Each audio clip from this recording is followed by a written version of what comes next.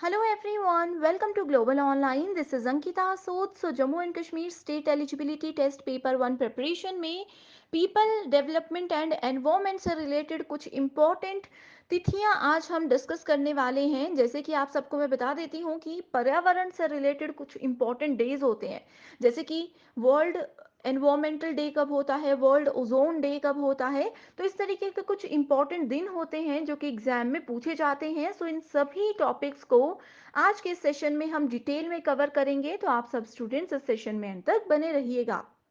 Session को start करने से पहले आपको पता होना चाहिए कि जम्मू कश्मीर सेट एग्जाम को क्वालिफाई करने के लिए पेपर 1 प्रिपरेशन पर आपको बहुत ध्यान देना है। सो इसमें आपको स्मार्ट प्रिपरेशन कैसे करना है, कैसे आप लोग 75 प्लस स्कोर कर सकते हो, इसके लिए कंप्लीट कोर्स हमने लॉन्च किया है जिसमें आपको फुल सिलेबस वीडियो लेक्चर्स हम प्रोवाइड करवाते हैं। सो एग्जामिनेशन से पहले आपका पूरा सिलेबस कवर करवाने की 100% श्योरिटी मैं देती हूँ। हर एक वीडियो लेक्चर में स्मार्ट ट्रिक्स और शॉर्ट ट्रिक्स के साथ आपको बहुत ही सिंपल और इजी लैंग्वेज में सारे कॉन्सेप्ट्स क्लियर करवा दिए जाएंगे। फुल सिलेबस नोट्स यहाँ पर आपको पीडीएफ के फॉर्मेट में हम प्रोवाइड करवाते हैं, जिसको बहुत ही आसानी से आप सभी अपने मोबाइल फोन में भी डाउनलोड करके कभी भी कहीं पर पढ़ सकते हो। फुल सिलेबस मॉक टेस्ट में कंप्लीट 10 यूनिट्स को कवर किया गया है, जिसमें से एज इट इज क्वेश्चंस बहुत बार एग्जाम में पूछे जाते हैं।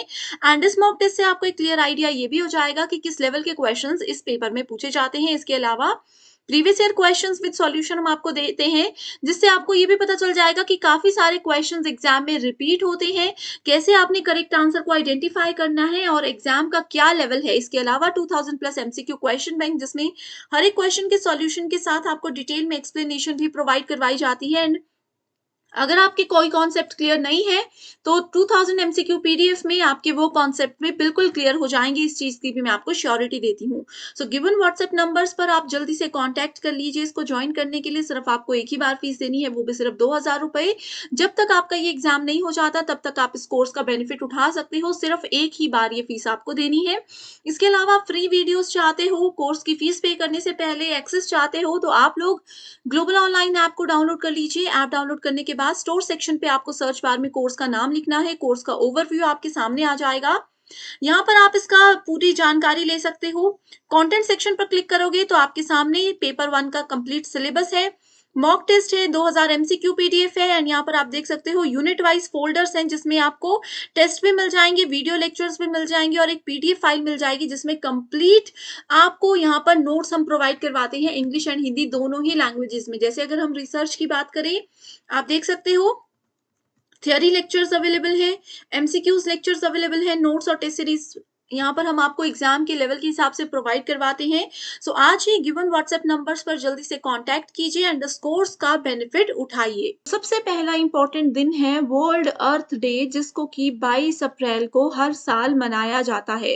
वर्ल्ड अर्थ डे, अर्थ का मतलब होता है पृथ्वी। सो हमारा पृथ्वी दिवस है ये, जिसको सिर्फ इंडिया में ही नहीं पूरे विश्व में मनाया जाता है। जो पहला अर्थ डे था वो आज से लगभग 50 साल पहले मनाया गया था, 22 अप्रैल 1970। 22 अप्रैल 1970 से ये दिवस को मनाना शुरू किया गया था। तो आपको एक तो इनके नाम, डेट्स याद होनी चाहिए, कब से ये शुरू हुए थे ये पता होना चाहिए, और तीसरी चीज आती है कि इनकी थीम क्या थी। सो अगर हम 2022 की बात करें, सो पृथ्वी दिवस 2022 की थीम थी इन्वेस्ट इन आवर प्लैनेट, कि क्या है कि हमारे ग्रह में निवेश करें। अब आपको पता है अभी तक हम एनवायरमेंट के 8 लेक्चर्स कर चुके हैं कवर। तो आप लोगों को पता है कि कितना नुकसान हमारी पृथ्वी को हो रहा है हम मानवों की गतिविधियों की वजह से। तो कैसे हमारी पृथ्वी को नुकसान पहुंचाने के साथ साथ हम बचा भी सकते हैं, इसीलिए हर साल इस दिवस को मनाया जाता है। इस दिवस का दूसरा नाम इंटरनेशनल मदर अर्थ डे है, यानी कि अंतर्राष्ट्रीय मातृ पृथ्वी दिवस के रूप में भी इसको जाना जाता है। सो कुछ भी एग्जाम में क्वेश्चन पूछा जा सकता है। एंड एक और इम्पोर्टेंट स्टेटमेंट ये है कि धरती को हरा भरा और स्वच्छ रखने के लिए, हरित बनाने के लिए हरित बने और ग्रह को बचाएं, पृथ्वी को बचाएं और हरित बने। ठीक है, ये 2023 की थीम है, keep the earth green and clean, कि अपनी पृथ्वी को कैसे हम अगर हरा भरा रखते हैं तो हमारी पृथ्वी ऑटोमेटिकली काफी हद तक सुधर जाएगी। सो अपनी पृथ्वी को हरा भरा रखें और साफ रखें, ये 2023 की वर्ल्ड अर्थ डे की थीम थी। तो इस साल जैसे अभी 2023 में ही आप एग्जाम को टारगेट करने वाले हो, तो आप लोगों को 2022 और 2023 एटलीस्ट ये 2 साल की थीम तो ज़रूर पता होनी चाहिए, ओके? इसके अलावा अगर यहाँ पर हम देखें इसमें क्या है, ग्लोबली ये मनाया जाता है। ग्लोबली का मतलब है कि सिर्फ़ इंडिया में ही नहीं, पूरे विश्व में वर्ल्ड अर्थ डे को मनाया जाता है एंड earthday.org इसकी पूरी जानकारी अगर डीप नॉलेज चाहते हो तो आप देख सकते हो earthday.org यहाँ पर सारी जानकारी आपको डिटेल में मिल जाएगी, लेकिन एग्ज़ामिनेशन के लिए सिर्फ़ इतना काफ़ी है जितना मैं अपने लेक्चर्स में आपको बताती हूँ। अगला है world environment day. World environment day का मतलब है विश्व पर्यावरण दिवस। अब देखो पर्यावरण की यहाँ पर हम बात कर रहे हैं, हमारी पूरी यूनिट का नाम ही पर्यावरण के ऊपर है ना?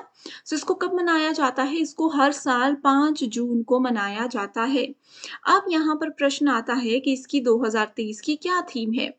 इसकी 2023 की थीम है सॉल्यूशंस टू प्लास्टिक पॉल्यूशन। ठीक है, प्लास्टिक प्रदूषण के समाधान पर केंद्रित किया गया था इस साल की थीम को कि अगर हम लोग प्लास्टिक का यूज़ थोड़ा कम कर देते हैं, प्लास्टिक का इस्तेमाल थोड़ा कम कर देते हैं, तो हम बहुत आसानी से अपनी पृथ्वी को प्रदूषण से बचा सकते हैं। ऑलरेडी जो पृथ्वी को नुकसान पहुँच चुका है, उसको कवर अप करने के लिए भी बहुत से प्रोटोकॉल्स हैं, वो हमने डिस्कस किए हैं। आगे प्रदूषण को कैसे बढ़ने से रोका जाए, उसके लिए ये इम्पोर्टेंट डेज़ होते हैं। ओके, इसके साथ एक हैशटैग, आपको सब पता है हैशटैग क्या होते हैं। बीट प्लास्टिक पॉल्यूशन नाम का हैशटैग भी इसमें ऐड किया गया था।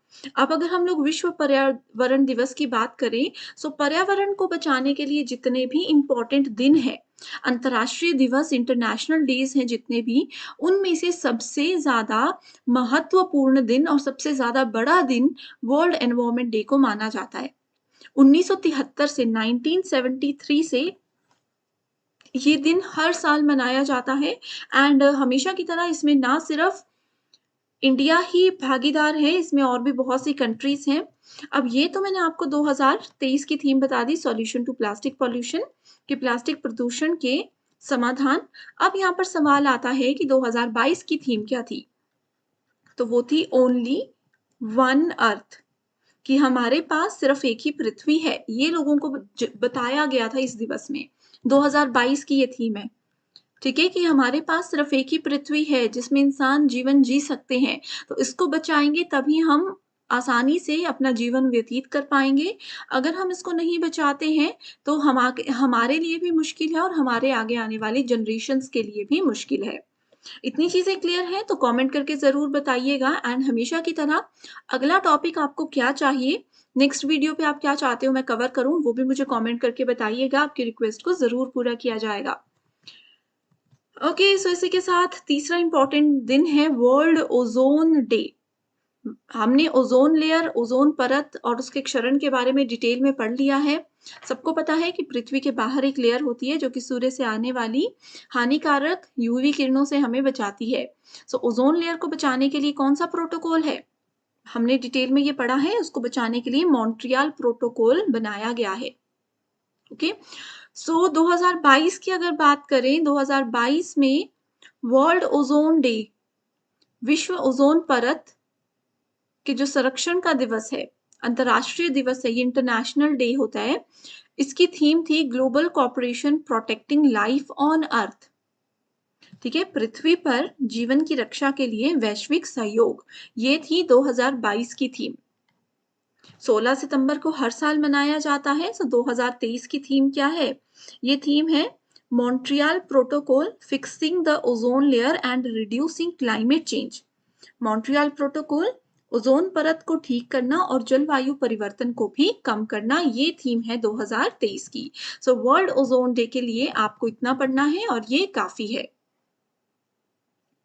ठीक है, कैसे पृथ्वी की रक्षा की जाए उसके लिए ये सब चीजें एक साथ एक दूसरे से जुड़ी हुई हैं। राइट, अगला देखते हैं, नेक्स्ट है वर्ल्ड वेटलैंड डे। ओके, विश्व आर्द्र भूमि दिवस 2 फरवरी को मनाया जाता है। It's time for wetland restoration, कि ये समय है कि हम कैसे अपनी आर्द्र भूमि को बचाएं। ये थीम थी 2023 की वर्ल्ड वेटलैंड्स डे की। बहुत इंपॉर्टेंट दिन होता है। अब बहुत से बच्चों को नहीं पता होगा शायद कि वर्ल्ड वेटलैंड्स डे क्या होता है। तो आपको मैं बता देती हूँ कि 2 फरवरी 1971 से इसको मनाया जाता है।